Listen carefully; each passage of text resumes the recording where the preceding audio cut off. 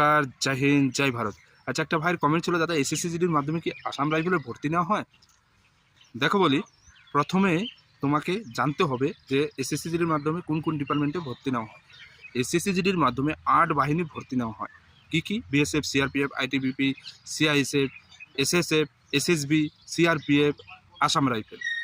তো আসাম রাইফেলে যাওয়ার জন্য তোমাকে প্রথমে এসএসসি-জিডিতে যখনই নোটিফিকেশন বের হয় তখন তোমাকে ফর্ম অ্যাপ্লাই করতে হবে। ফর্ম অ্যাপ্লাই করার পর রিটেন টেস্টে পাস করতে হবে। তারপরে তোমার PST test, PAT test, physical standard test আর ফিজিক্যাল এফিসিয়েন্সি টেস্টে তোমাকে পাস হতে হবে। তারপরে তুমি আসাম রাইফেলে কিন্তু যেতে পারবে। ওখানে তোমার চয়েস চাইবে, সেই চয়েসগুলো তোমাকে দিতে হবে। যদি তোমার আসাম রাইফেল পছন্দ, আসাম রাইফেলে যদি তুমি লাইক করো, তাহলে কিন্তু চয়েসে তোমার আসাম রাইফেলে প্রথমে নাম্বারে ভরে দিতে হবে। তারপরে তুমি রিটেন টেস্ট পাস করার পর যখনই তোমার ফাইনাল মেরিট বেরোবে, সব কিছু পাস করার পর, তখন যদি আসাম রাইফেলে তোমার সেই ফাইনাল মেরিটে চলে আসে, তাহলে তুমি আসাম রাইফেলে সিলেক্টেড হয়ে যাবে।